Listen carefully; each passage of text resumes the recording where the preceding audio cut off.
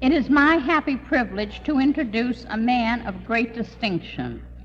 Our next speaker is a world authority on food and nutrition, a medical doctor, a man who has devoted most of his adult life to nutrition.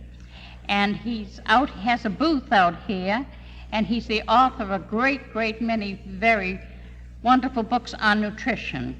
And one of his last books is Please Doctor, Do Something. Now they're out at his booth, and Doctor would be very happy to answer any questions out there and also autograph his book, and he will now present our very famous doctor. Thank you very much. Your name, I think. Ladies and gentlemen, I'm Dr. Jody Nichols from Atlanta, Texas, the National President of Natural Food Associates. America, land of the free.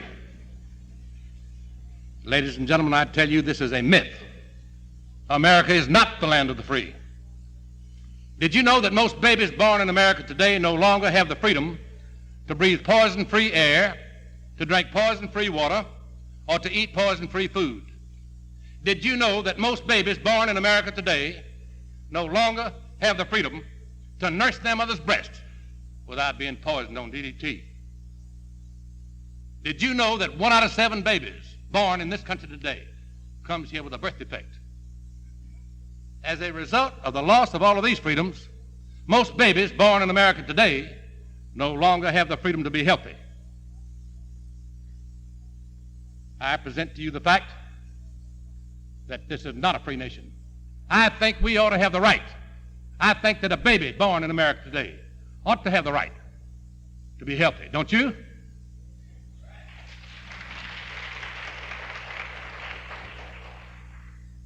Natural Food Associates is a non-profit educational organization controlled by men with a professional degree. We have nothing to sell, no food, no pills, no fertilizer, nothing except education. We have 15 people who work at our home office in Atlanta, Texas. We have a printing press, and we print thousands and literally millions of reprints. We have a bookstore, as some of you do, and we're doing our dead level best to teach the American people what to eat and what not to eat in order to prevent metabolic disease. Our organization is founded on the belief that no man anywhere ever violated any single one of God's natural laws. Drive a stake. God's natural laws, as all of you know, are inviolate. And when Moses told us to eat the fat of the kidney of wheat, that's what he meant. He did not mean for us to degerminate all of our cereals. And when Moses told us not to plant mingled seed, as he did in the 19th chapter of Leviticus, in the 19th verse, that's what he meant. This, again, is an attempt to violate natural law. The Green Revolution is a hoax. Now, I know Dr. Barlong got the Nobel Prize for producing this hybrid rice that produces 4 times as much, which is supposed to feed starving India. I can only say to you that modern scientific agricultural technology is an assault on nature, it's an ecological blunder, and it will destroy the health of the whole world unless somebody stops what they're doing. We cannot take out all the vitamins and minerals from our foods. We cannot continue to spray with cancer-causing chemicals and escape. I submit to you that we have an epidemic of heart disease, cancer, and diabetes which will destroy this nation. 1 out of 4 people in America today get cancer.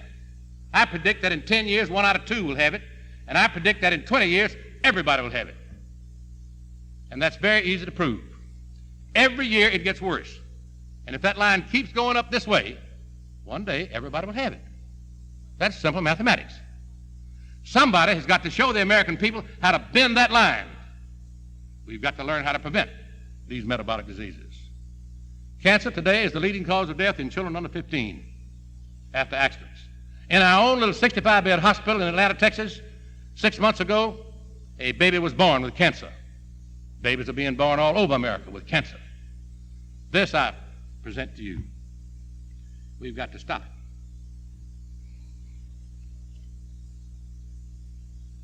I wonder what the American Cancer Society and the American Heart Association have been doing with all their money. The American public, generous as they can be,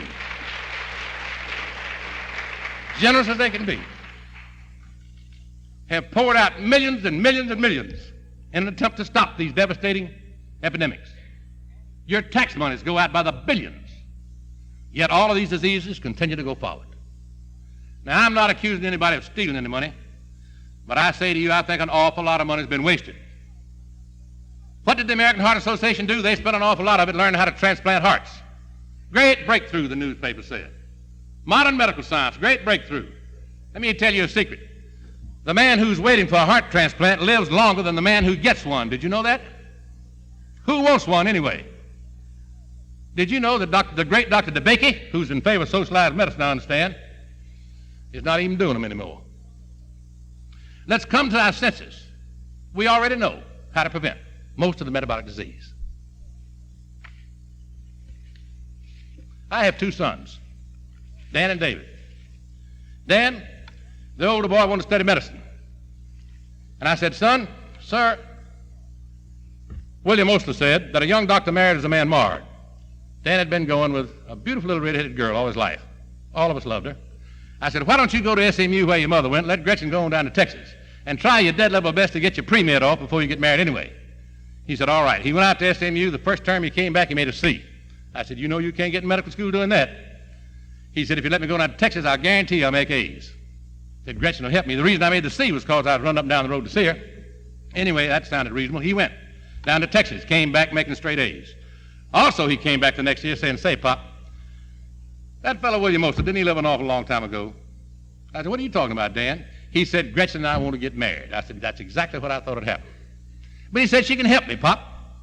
She can teach. And she can take me off your back. She can make $500 or $600 a month. So I sold my very best herd bull, and we bought a beautiful ring, and they went down to Nassau on the honeymoon. He got in medical school up in Memphis. He couldn't get in Texas where I live, because of my fight against artificial fluoridation. Neither one of my boys could get in school there. So I had to send them out of state. That cost an extra $150 a month, too, each one. I'd always told the boys if they ever got into trouble to call me first. One night about 10 o'clock, Dan called me, and I heard as plainly as I've ever heard anything what he said. He said, Pop, I'm in trouble. I said, what's the matter, son? He said, Gretchen can't teach school. I said, Gretchen can't teach school. Why can't she?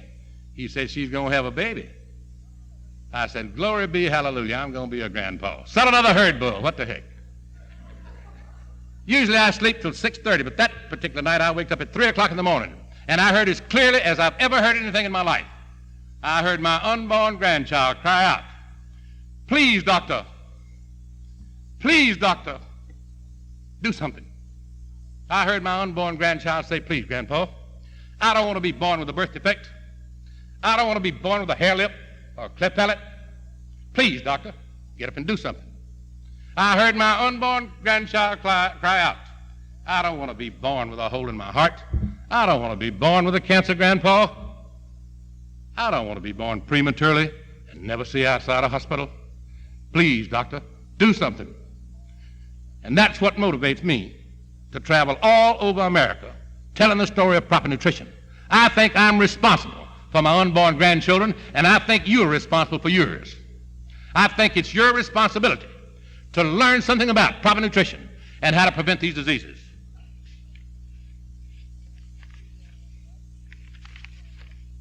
I believe we ought to have the right and the freedom to choose our own doctors. Our next speaker is not only a member, but he is a leader of the American Association of Physicians and Surgeons. I'm glad to tell you that I am too. At least I'm a member.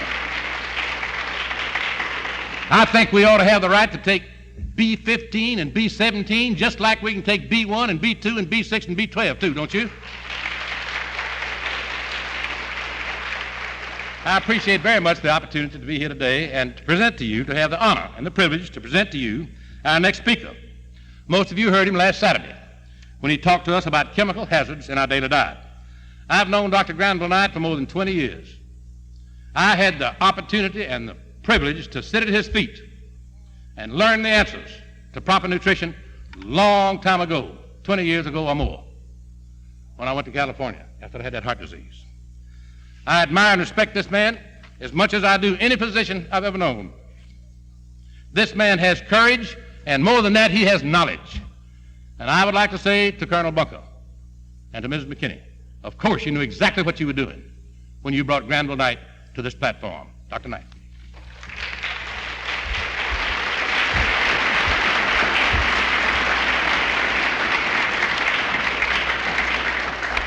Thank you, Dr. Nichols. I think you all ought to be down on your knees after that. The only better introduction I know of is one that I wrote myself. Joe Nichols is doing a wonderful piece of work in traveling around the country and waking up people to the benefits of good nutrition. He is a fighter, he's a preacher, and he probably should keep on talking. I don't know why he introduced me, he was doing so well. I'll try to give you some facts, however, which will back up the points that he made, and with which I agree 100%. I'm going to term this an astronaut's view of the problems facing civilized man. This topic is rather unpleasant, since it covers the one reason for the, or one reason, or it covers only one reason for the decline of Western civilization. However, it is of great importance. Most of the points will be made, and then I will have some practical suggestions at the end. I happen to be a transplanted New Englander. I'm living out in California. My father was a physician from Malden, Massachusetts. My grandfather was a physician from Springfield, Vermont. My mother came from Springfield, Vermont. I have a daughter living here in Watertown, who is in the audience, and a son in Fairfield, Connecticut. And so I have always had a great admiration for New England stories. They are not hilarious, but to me they are full of dry wit. And one which I like in particular is, I think, apropos of what I'm going to tell you this afternoon. Two farmers were walking up a road, and of course there were stone walls on each side, and on the left side in the pasture was a flock of sheep. And they were following the leader, as they always tend to do, and were going along parallel to the two farmers. And one looked over and said, "Say, Jake, I see our neighbor done sheared his sheep." And the other fellow spat some tobacco, looked over, and he said, "Well, one side anyway." I think if we follow some of the good common sense which they have shown in the past, I may tell you one little story later which is not quite as good as far as that character is concerned, but it's rather amusing. We can learn a great deal. We must look at everything we see and ask, is this good for us? Is it right? What's wrong with it? In that way, we will help ourselves and our nation. We have to think in terms of ecology, the relationship of man, beast, fish, fowl, vegetation, and all other forms of life, and to the living soil and to the total environment. When speaking of health, I'm thinking of robust health, whereby individuals feel wonderful, have boundless energy, perfect teeth, good natural resistance, very little allergy, almost no colds, and continue to reproduce the racial pattern without deformities, as did the primitive tribes studied by Dr. Price in 14 different areas when they were still consuming their tribal diets. The relatively uncomplicated, although hazardous, life of primitive man and beast, where only the fittest survived the struggle for existence, has been replaced by a complex, artificial, and chemicalized civilization posing new and different problems of adaptation. And modern medicine has assured the survival of many of the unfit. Food, fresh from fertile soil or from the sea, has been replaced to a great extent by refined, processed, and preserved produce of far different nutritional quality. This has occurred because of continuing urbanization of modern man, which created the need for foods which could be transported long distances and stored without spoilage. Modern housewives, many of whom, as a result of inflation, hold part or full-time jobs, welcome ready-to-eat cereals, crackers, cookies, canned goods, and even frozen pre-cooked television dinners as an answer to their culinary problems. The metabolic effects of these changes in our basic foods, even though not fully understood, demand consideration by everyone. Toxic or allergic reactions to the thousands of new chemicals now present in food, air, and water, medications, and physical surroundings must be suspect, recognized, and dealt with. This aspect has been discussed by many, including Dr. Hooper, Rachel Carson, Dr. Randolph, and others who have made important observations in this area. Prominent among the pioneers in this area was Sir Robert McCarrison, and I shall tell you about his work presently. Before proceeding, I would like to give you a quotation from the National Enquirer of December 1971, quoting some remarks of a nutritionist Dr. George Briggs of the University of California, where he's a professor of nutrition. And these express my ideas exactly, and it has some of the up-to-date figures. He says the typical American diet is a national disaster. He said the average American in 71 maintains a terrible diet. He said if I fed it to pigs or cows without adding vitamins and other supplements, I could wipe out the livestock industry. Dr. Briggs is executive editor of the Journal of Nutrition Education. He went on further to say that diabetes, heart disease, alcoholism, absenteeism, and other great problems are related in part to poor nutrition. In 1970, we ate more empty-calorie foods than traditional foods, or those containing more of the proper nutrients. And there is no evidence that we are not doing the same in 1971, and I would say also that 72 is no exception. According to Dr. Briggs, empty-calorie foods include table sugar, fats and oils, such as margarine, shortening, lard, butter, cooking, and salad oils, white flour, corn sugar, and milled rice. USDA figures show the average annual per capita use of these 5 foods on a dry weight basis in 1970 was a total of 264 pounds. In the same period, the same figures showed that the average American consumed only 259 pounds, or less than the figure given you before, of the 12 food types that could help keep him physically sound, mentally alert, sober, disciplined, and hard at work, according to Dr. Briggs. These 12 traditional food types are meat, which include beef, pork, lamb, and mutton, poultry, fish, eggs, milk, cheese, ice cream, all fruits, potatoes, and other vegetables, whole cereals, and peanuts and beans.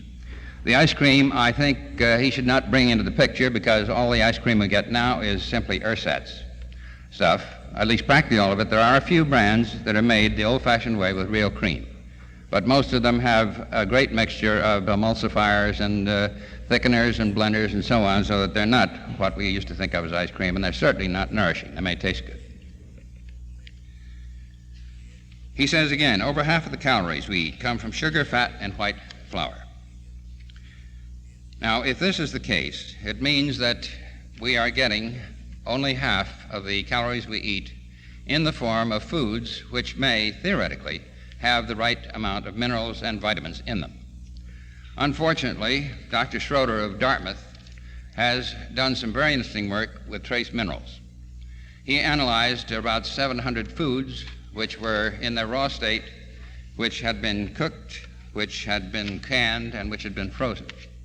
And he found that from 40 to 96% of minerals and vitamins had been destroyed in the processing of these foods. So if half our foods only contain what is supposed to be the right amount of nutrients, and half of those foods perhaps are processed, that half, of course, only contains less than half of what it should. So that is another reason why we are having trouble with our health.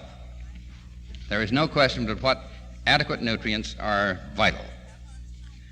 Now, what evidences do we have of degeneration?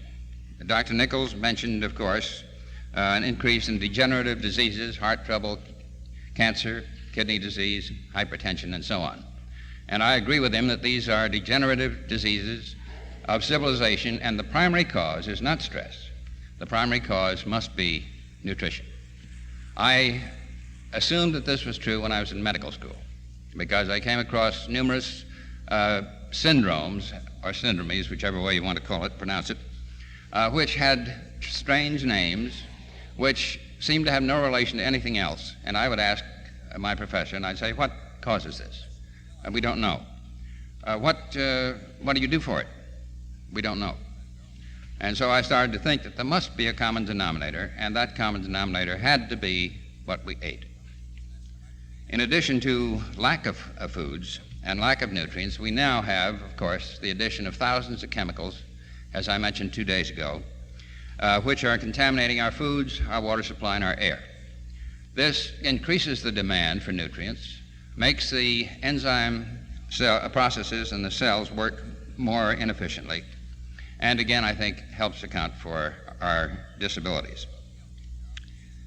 Studies have indicated that about 1/3 of the citizens of 14 states are believed to be incapable of taking care of themselves because of low brain capacity and physical debility.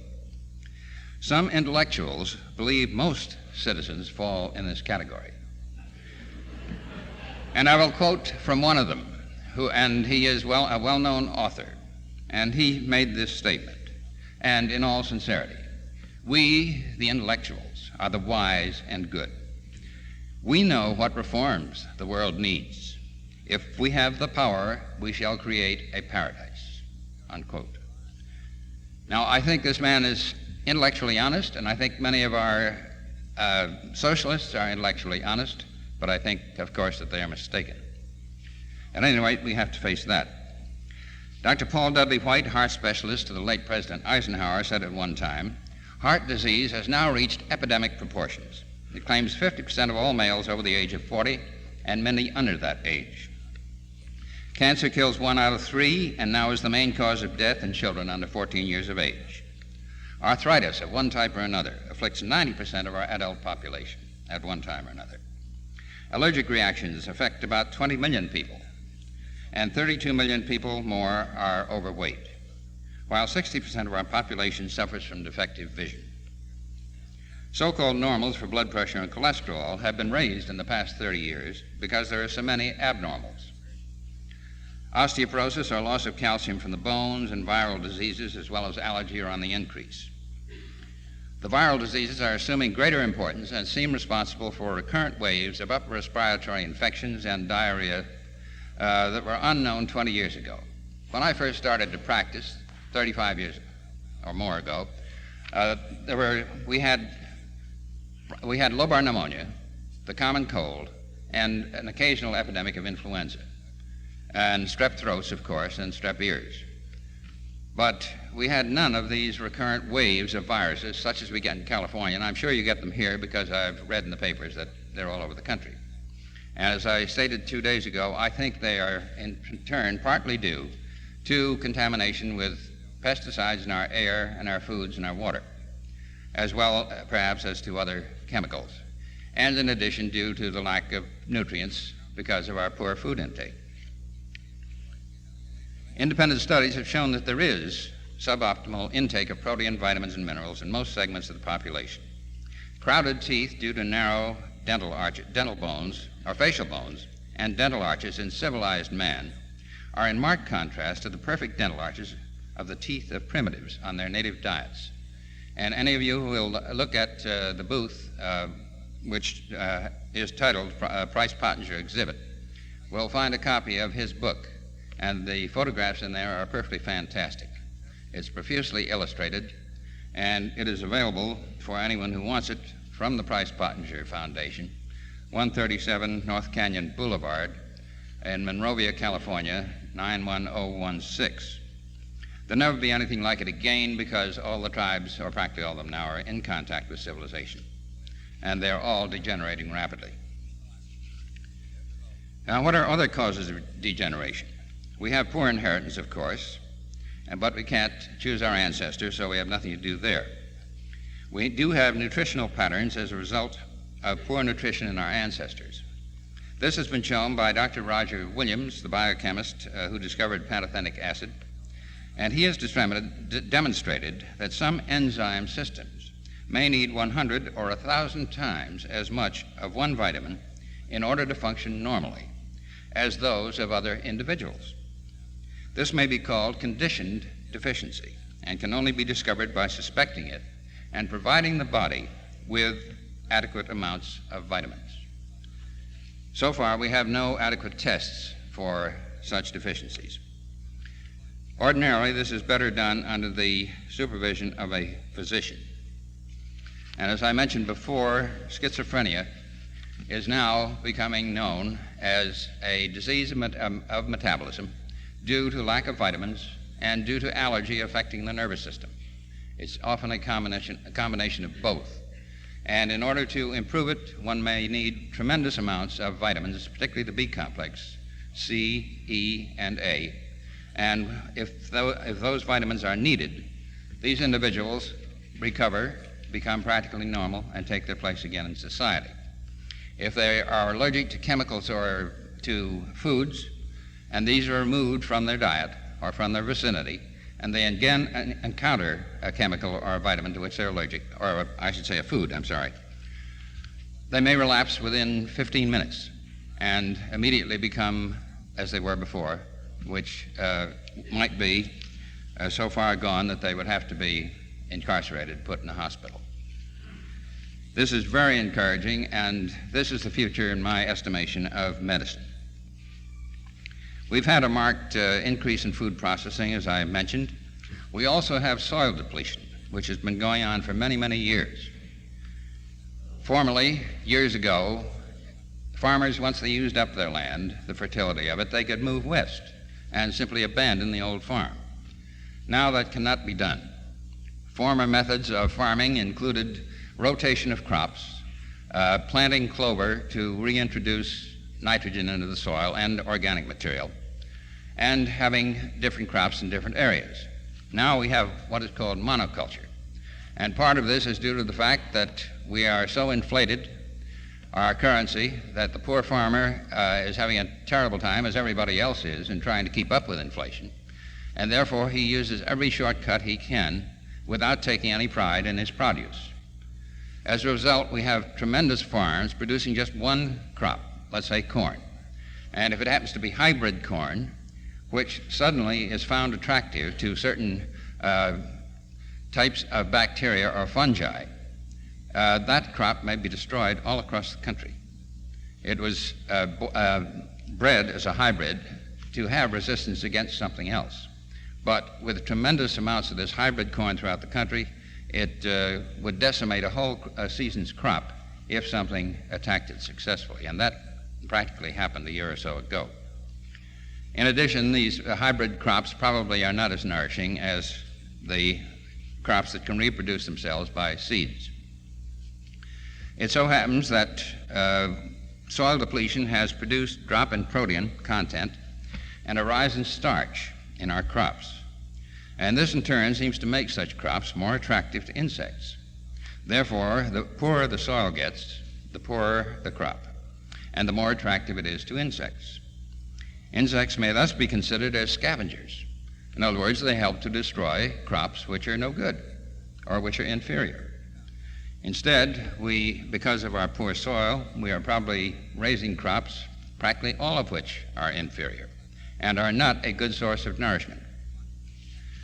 And since many insects are becoming resistant to DDT and to other pesticides, the tendency is to look for stronger and stronger pesticides, which will then kill the insects, instead of thinking of replenishing the soil. In other words, we have removed organic matter, we've removed trace elements, and these must be replaced if we are ever going to have food which is really nourishing.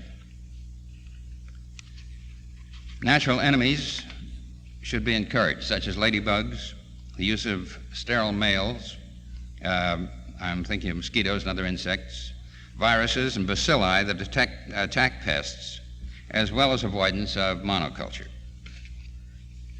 Our food selection is poor. It often contains soft drinks which contain phosphoric acid, which in turn will attack the enamel of teeth. Coffee and tea in excess amounts are harmful.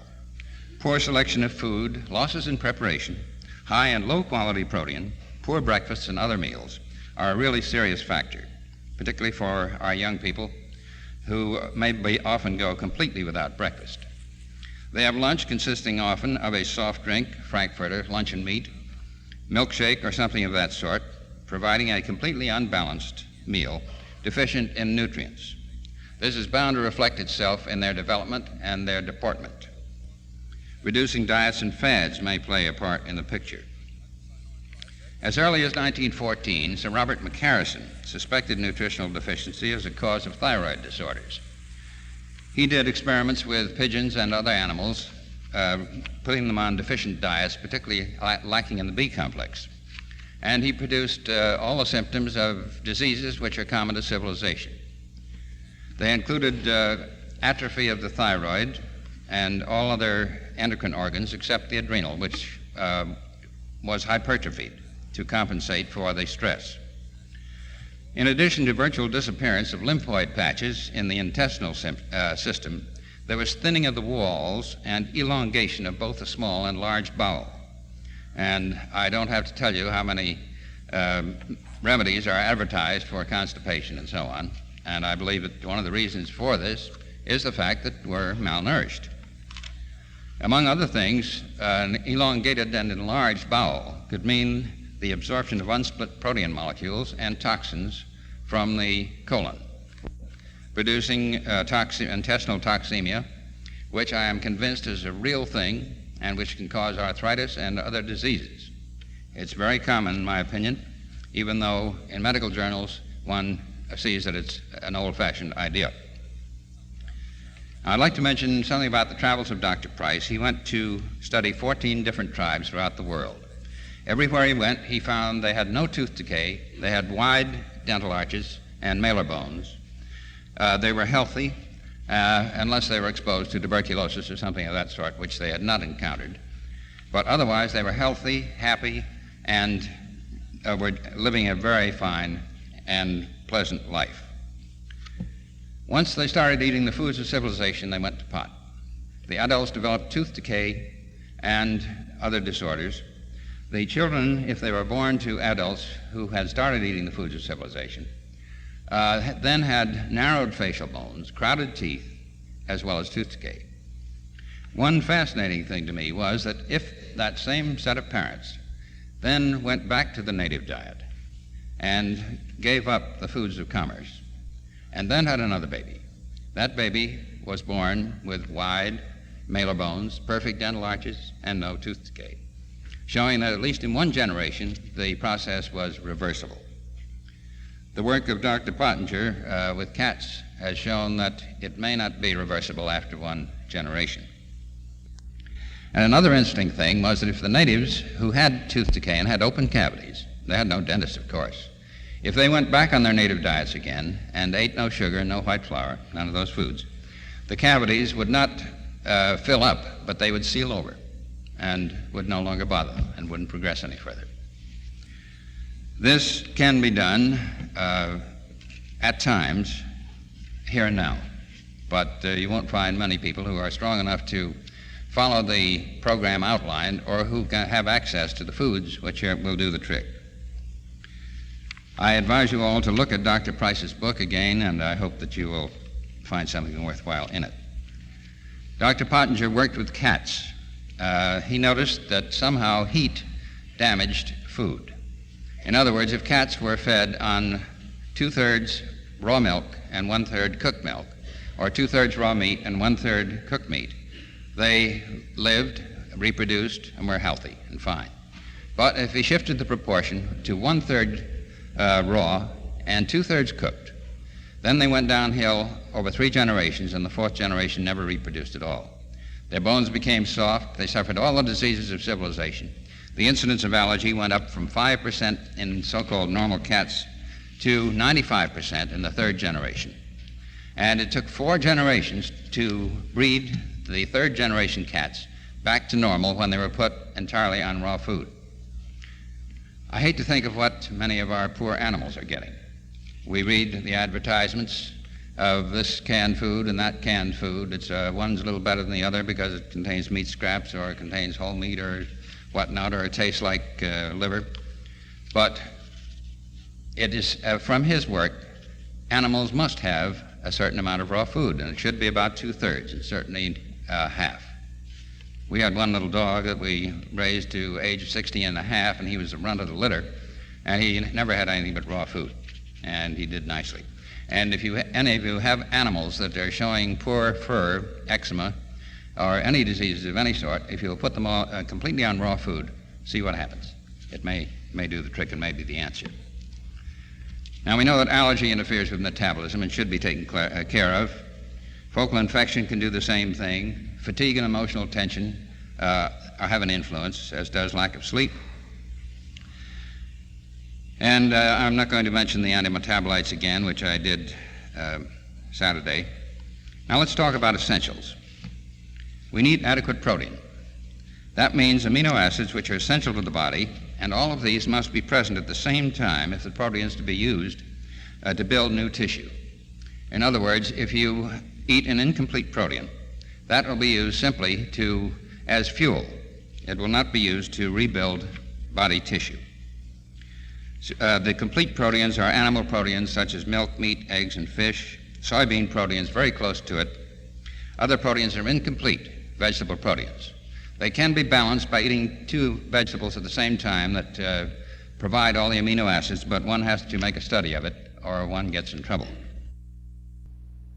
It's a lacto-vegetarian, including milk and cheese and eggs. But a complete vegetarian regime almost always results in gradual deterioration in health. And I would advocate 40 to 50% of our food intake being in the raw state, if the digestion will handle it. We need unsaturated fatty acids. Vitamin E, in my experience, is one of the most important vitamins, in spite of what one reads in the journals, even though it was just recently recognized as being essential, since I consider it as an antioxidant and it to be one of the anti-aging vitamins. There are what are called free radicals, which are formed from radiation in the air, and they're also formed by peroxidation of the fatty covering of body cells, which can occur if one takes a lot of unsaturated fatty acids such as safflower oil, corn oil, and so on. If that is not balanced with E, these radicals are active and they destroy or oxidize some of the fat, and that forms a poisonous substance which we think may increase the rapidity of the aging process. I've known the Shute brothers for many years, and I do not hesitate to prescribe in my own practice up to 2,000 milligrams of E. I've never seen any harm come from it. The Shute brothers are convinced that it is useful in heart disease. It will control angina in many cases, and it will also help intermittent claudication or narrowing of the arteries of the legs or arms or anywhere else. It seems to improve oxidation in the tissues, and no matter what is said about it by certain authorities, I have used it for years, and I'm going to continue using it as long as I am permitted to do so. Incidentally, I think this is a good time to remind you of the Food and Drug Administration's recently announced order drastically limiting to 1.5 times the recommended optimal dose the potencies and combinations of ingredients in vitamins and mineral supplements, which may be sold. The FDA estimates that the order, which has been entered in the Federal Register and which will become effective next January, unless rescinded or canceled by congressional action, will ban approximately 80% of the food supplements now being marketed. Since I'm convinced that practically everyone needs food supplements because of our poor food, and I've told you how our food has lost its nutrients, its minerals, its vitamins, everyone is going to suffer, and the health of our people is going to suffer still further. And it will destroy an entire industry as well, but I am even more concerned for the health of our people. And it is up to you, all of you, again, to write your congressmen, your senators, the president, protest and protest. Write again and again. It's the only thing to do. If they are swamped with millions of letters, which they keep receiving, they are going to have to pay some attention to it. And if this law is allowed to stand on the books, and there should be no such thing as this method of making law by simply putting it in the Federal Register, if that remains on the books, all vitamin products except very low quality will be cut off the market. And the next thing will be to tell people like me that how much I can prescribe of a certain vitamin for a certain condition. And my hands will be tied in the very near future. They have cut out folic acid now, practically. Folic acid is part of the B complex. And if it is given when there's a marked anemia, a pernicious anemia present, it may mask the changes in the nerves for a while. That's why they figure that it shouldn't be sold on the market except in very tiny quantities. But one used to be able to prescribe 5 milligram tablets. The public could purchase 1 milligram tablets. Now, the physician cannot get more than tablets containing 1 milligram, which increases the cost to the patient for whom they've been prescribed. And that is what is going to happen, or is going to happen in all the areas of vitamins and minerals. So again, I urge you to get busy and do some writing. Now I'd like to more or less summarize what I've been discussing and then make some specific suggestions. Any attempt to stem and then hopefully reverse this tide of physical degeneration are fraught with great difficulty. Nevertheless, the problem must be faced, and soon, if our civilization is to survive. From the broad ecological standpoint, the following suggestions seem logical. 1. Soil conservation. We must rebuild our depleted topsoil by returning to it organic matter, minerals, and trace elements now destroyed or wasted and being burned or buried or dumped into the rivers and hence into the ocean. Judicious amounts of concentrated inorganic fertilizers will be necessary for many years to maintain adequate crops. We must harvest the oceans, since they have provided a vast reservoir of excellent food, and we must protect our own areas so that we can harvest them. As you know, the Russians have the most efficient method of fishing. They will clean a whole area, and this has been shown by radar soundings after they've been through the area. They do not take just a large fish, they take everything. And they have tremendous boats and nets, and if they come over and use up our fishing grounds, we're going to have nothing left. I think it would make perfectly good sense to have a 100-mile limit around the United States.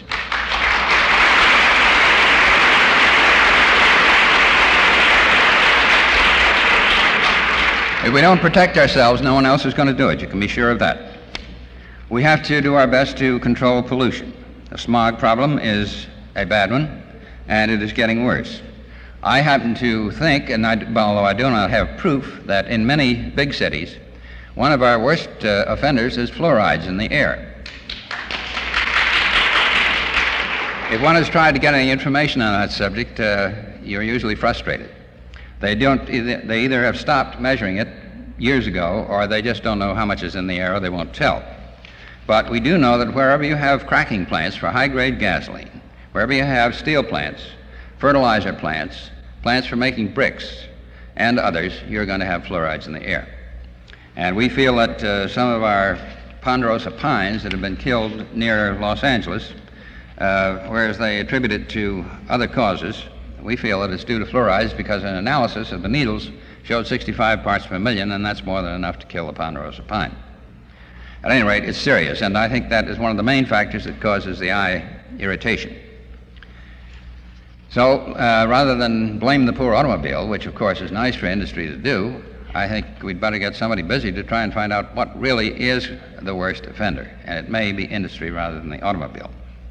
It's interesting that some years ago, a scientist developed the idea and said he had proven it, that adding 15 to 18% of ethyl alcohol to gasoline not only caused it to burn almost completely with no residue, but increased power and mileage. And I've been trying to get someone interested in that again, because he was a very eminent scientist. And I checked with one man who checked with an oil company who said they had tried it and there were dangerous gases produced. I think someone independently ought to recheck this, because if it's true, they can now synthesize ethyl alcohol and add that to gasoline and get rid of most of the smog that's coming from cars. But I can't seem to get anybody interested. I've tried politicians and many others, but I'm still working. Anyway, avoid sugar and bleached flours. Use whole wheat, corn, rye, millet, or other breads made from freshly ground cereal grains. I think one of our worst enemies in fats is oxidized stale fats. I think they're the real culprit rather than animal fats per se.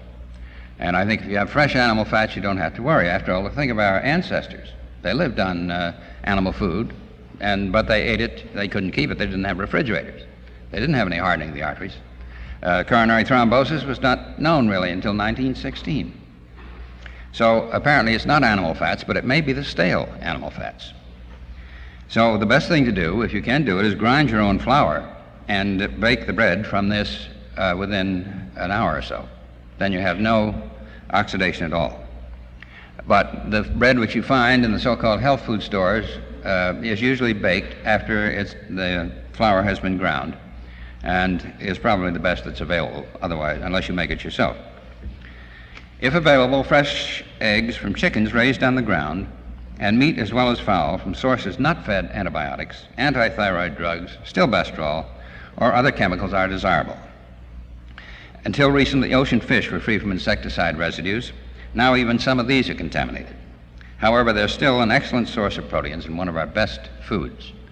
And as I mentioned 2 days ago, stilbestrol has now been banned after 20 years or so from use in our chickens and beef and other animal foods.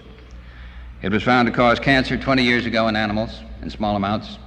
It was not until it produced cancer of the genitals of daughters of women who were given large doses of stilbestrol to stop lactation or production of milk after the infant was born that they have now banned it completely. And these poor girls are suffering for a mistake that was made many years ago and made under the supervision of doctors who didn't know any better because they didn't know it shouldn't be prescribed at that time. But it was known that it caused cancer in animals. And according to the Delaney Amendment, no chemical should be used in food if it causes cancer in animals. When possible, purchase vegetables and fruits raised without the use of modern insecticides. All other fruits should be peeled and vegetables thoroughly washed. Peel tomatoes. They now may contain residues of 5 or 6 different pesticides, fungicides, and so on. And all you do is hold them over the flame and for just a minute, and then the skin can be peeled off very easily.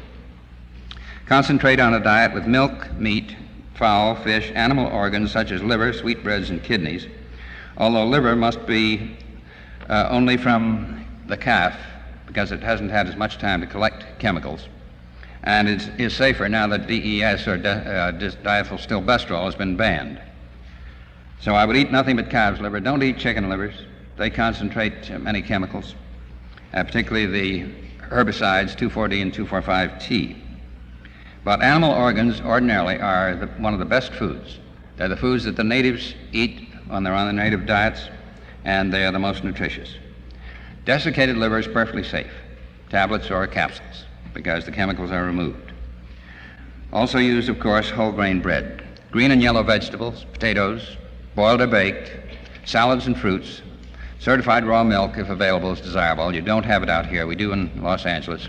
And I'm on the Milk Commission, and we have a continual fight with the Public Health Service, who is always trying to knock it out because they say it's unsafe. It's one of the safest foods there is and one of the best foods there is, in my estimation. And we're hoping that more dairies will open up throughout the country. Use fresh nuts. They're one of the best sources of trace elements that you can find.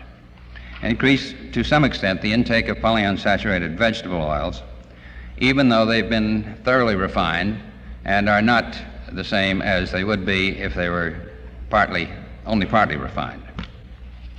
Avoid hydrogenated fats, which may be found in peanut butter or may be found also in margarine. Butter, in my opinion, is better than margarine. I have a feeling, and I think Joe will agree with me, that the American Heart Association is going to have to backtrack sometime. They are now preaching the low cholesterol diet, use margarine instead of butter, and avoid fats, animal fats. Well, the animal fats they may be all right on, except they're going too far. And they're prescribing polyunsaturated vegetable oils without balancing them with vitamin E. And I think a lot of people are going to get sick. And it's going to take some time for them to backtrack if they ever do, because the Public Health Service on fluorides has never backtracked. And they're still pushing it. Increase your intake of ascorbic acid or vitamin C and bioflavonoids to 500 or 1,000 milligrams or more daily. Powdered yeast and raw liver provide important sources of the B complex and trace elements. Take supplements of calcium, phosphorus, magnesium, trace elements, and concentrated vitamins when prescribed. Keep to a minimum contact with chemicals such as cleaning fluids, paint thinners, lacquers, hairsprays, henna and dyes, preservatives, fluorides, insecticides, antibiotics, tranquilizers, detergents, and so forth. Avoid any foods to which, or other substances to which you may be allergic. It is most interesting that after worldwide investigation, Dr. Weston A. Price analyzed the diets of natives who are resistant to dental caries and other degenerative diseases and found that the intake of calcium and phosphorus varied from 2.1 to 8 times the minimum daily requirement suggested by the National Research Council for us. That of magnesium was 1.3 to 28 times that of the MDR. All primitive diets provided a large increase in water-soluble vitamins over those in modern diets. The fat-soluble vitamins exceeded those of modern diets by a factor of 10 at least. And now the Food and Drug Administration is trying to keep the dose of vitamin A way, way down. A recent study in Canada showed that 30% of those who died in accidents and whose tissues were examined, their livers had no vitamin A whatsoever. And since we have a lot of people with poor digestion, lack of hydrochloric acid, and so on, I think we need more vitamin A, as long as it doesn't go above 50,000, than less. In the words of Dr. Price, almost all primitive diets studied contained at least 4 times the minimum requirements, whereas the displacing nutrition of commerce, consisting largely of white flour, white sugar, polished rice, jams, canned goods, and vegetable fats, have invariably failed to provide even the minimum requirements. As Josh Billings once observed, it ain't so much ignorance that ails mankind as it is knowing so much that ain't so. I think with this homily I will close, urging you all to do some thinking and to use common sense when you come up against criticisms of the ideas which I have presented to you today, because these ideas are becoming more acceptable to more and more people, including scientists. A knowledge and acceptance of primitive wisdom may be essential to our survival. As Dr. Price so aptly stated in his book, Nutrition and Physical Degeneration, life in all its fullness is Mother Nature obeyed. Thank you.